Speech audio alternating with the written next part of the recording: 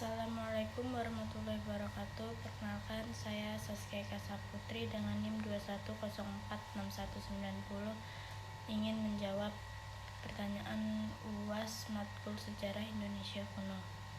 Itu jawaban nomor 1, yaitu karena pusat kerajaan Mataram kuno di Jawa Tengah pernah mengalami dampak letusan Gunung Merapi. Maka dari itu Empu Sinduk memindahkan pusat kerajaannya ke Jawa Timur dengan mendirikan kerajaan baru, yaitu Kerajaan Medang Kamulan. Tetapi Kerajaan Medang Kamulan bukanlah kelanjutan dari Kerajaan Mataram kuno. Hal ini dikarenakan karena Empu Sinduk tidak melanjutkan dinasti yang telah ada pada Kerajaan Mataram kuno, melainkan ia mendirikan dinasti baru, yaitu dinasti Isyana. Nama dinasti Isyana sendiri diambil dari gelarnya sendiri, yaitu Sri Isyana Wikramadar-Motunggadewa. Kaitkan dengan beberapa negara yang telah memindahkan ibu kotanya, tetapi tidak mengubah nama negaranya.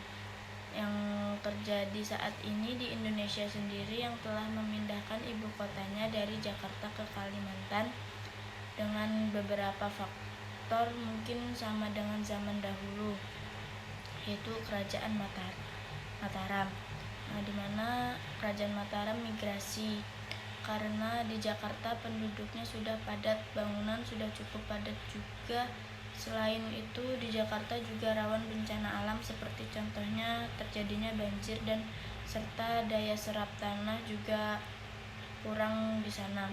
Selain itu juga ada beberapa faktor lainnya, yaitu kontribusi ekonomi Pulau Jawa terhadap pertumbuhan ekonomi Indonesia atau produk domestik bruto (PDM) sangat mendominasi. Sementara pulau lainnya jauh tertinggal, sehingga Jokowi ingin menghapuskan istilah Jawa sentris. Jawaban yang nomor 2, yaitu menurut saya tidak ada hubungannya karena kejayaan kerajaan Kediri itu bisa tercapai akibat dari pemerintahan Raja Jayabaya, yang mana raja yang berhasil membuat Kediri bersatu setelah sempat terpecah pasca kematian Airlangga.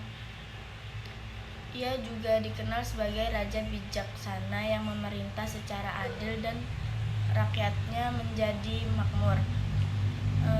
Di bawah kekuasaannya, wilayah kekuasaan Kediri mencapai seluruh Pulau Jawa, sebagian Sumatera, pantai Kalimantan, dan Kerajaan Ternate. Karena wilayahnya begitu luas, bisa dipastikan bahwa armada laut yang dimiliki juga sangat kuat.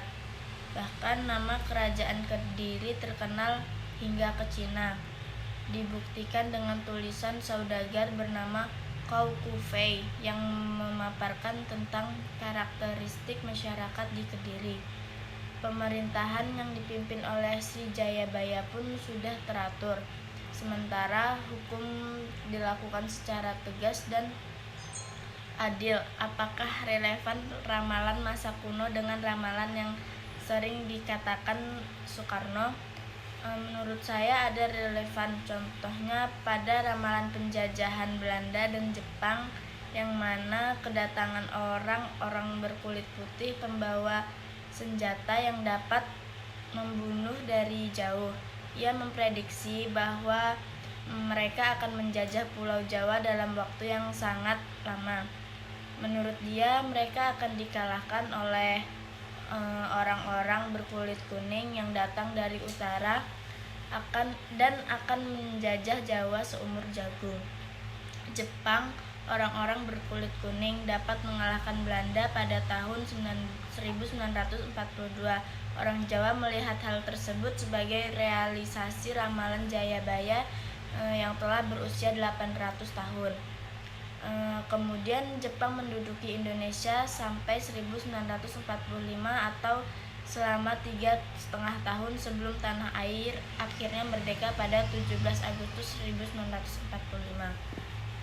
Jawaban nomor 3, yaitu karena adanya pembunuhan dan pengkhianatan seperti saat bekerja menjadi pengawal Tunggul Ametung. Ken Arok tertarik kepada Ken Dedes. Ken Dedes adalah istri tunggal Ametung yang sangat cantik. Keinginan Ken Arok untuk memiliki istri majikannya semakin kuat saat Loh Gawe meramal kalau Ken Dedes akan menurunkan raja-raja tanah Jawa. Untuk menyingkirkan Tunggul Ametung, Ken Arok kemudian memesan keris kepada seorang pandai besi terkenal bernama Empu Gandring. Empu Gandring sendiri menjanjikan keris ampuh untuk membunuh Tunggul Ametung yang sakti dalam waktu 1 tahun. Namun selang beberapa bulan, Ken Arok sudah tidak sabar dan nekat merebut keris yang belum sempurna dan menusukkannya ke dada Empu Gandring hingga tewas. Dalam keadaan sekarat, Empu Gandring mengutuk kalau keris itu nantinya akan membunuh 7 orang raja termasuk Ken Arok dan anak cucunya. Setelah kembali ke Tumapel, Ken Arok sengaja meminjamkan kerisnya kepada rekannya yang bernama Kebo Hijo. Malam berikutnya Ken Arok mengambil keris dari Kebo Hijo dan menyusup ke kamar Tunggul Ametung lalu membunuhnya.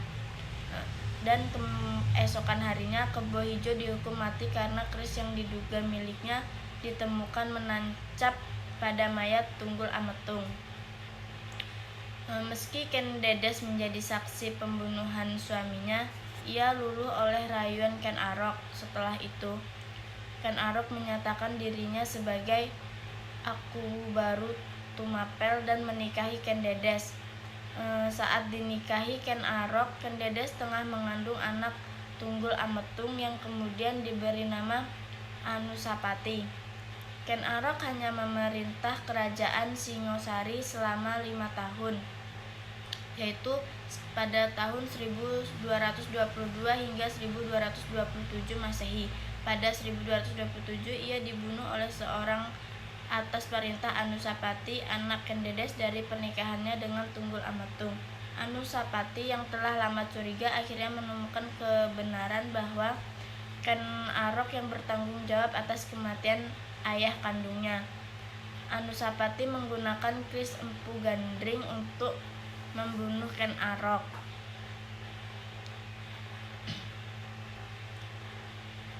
Jangan karena nafsu atas kekuasaan mendorong orang untuk menghalalkan segala cara, termasuk jika harus membunuh saudara sendiri. Balas dendam hanya akan membuahkan dendam baru dan tidak akan menemukan ujungnya. Pertikaian yang terjadi dalam perebutan kekuasaan hanya akan menguntungkan pihak lain yang berminat buruk. Hasil dari perbuatan buruk tidak akan bertahan lama dan akan berakhir dengan keburukan pula. Kemudian jawaban nomor 4 yaitu dari isi naskah ini terlihat bahwa pada saat pengangkatan Gajah Mada, beberapa bagian Nusantara yang disebutkan dalam sumpahnya belum dikuasai oleh Majapahit. Sumpah Palapa Gajah Mada mencapai kesuksesannya pada masa pemerintahan Hayam Wuruk. Hal ini dibuktikan dengan Majapahit yang saat itu mampu menguasai wilayah Nusantara yang meliputi Melayu, yaitu Sumatera, Tanjung Pura, Kalimantan, dan Semenanjung Malaya, yaitu Malaka. Begitu juga dengan daerah di sebelah timur Jawa dan Nusa Tenggara, Sulawesi, Maluku, Irian Barat, dan Jawa kecuali kerajaan Sunda, Galuh, dan Sunda Pakuan. Berkat keberhasilannya, pengaruh Gajah Mada di Majapahit semakin besar. Pengaruhnya juga bisa dikatakan telah melampaui Hayam Wuruk dan anggota Sabta Prabu, semacam Dewan Pertimbangan Agung yang terdiri dari keluarga kerajaan Majapahit. Perjuangan Gajah Mada hingga saat ini masih dikenang. Adapun dampak yang ditimbulkan oleh Sumpah Palapa yaitu Sumpah Palapa Gajah Mada mencapai keberhasilannya semasa pemerintahan Hayam Wuruk. Hal itu dibuktikan dengan Majapahit pada waktu itu mampu menguasai wilayah-wilayah Nusantara yang meliputi Melayu, yaitu Sumatera, Tanjung Pura, Kalimantan, dan Semenanjung Melayu, yaitu Malaka. Begitu juga dengan wilayah sebelah timur Jawa dan Nusa Tenggara, Sulawesi, Maluku, Irian Barat, dan Jawa, kecuali kerajaan Sunda Galuh dan Sunda Pakuan. Berkat keberhasilannya itu, pengaruh Gajah Mada di Majapahit semakin besar. Pengaruhnya juga bisa dikatakan telah melampaui Hayam Wuruk dan anggota Sabta Prabu, yaitu semacam Dewan Pertimbangan Agung yang beranggotakan keluarga kerajaan Majapahit. Perjuangan Gajah Mada sampai saat ini tetap dikenang. Sekian jawaban dari saya, kurang dan lebihnya saya mohon maaf. Saya akhiri, wassalamualaikum warahmatullahi wabarakatuh.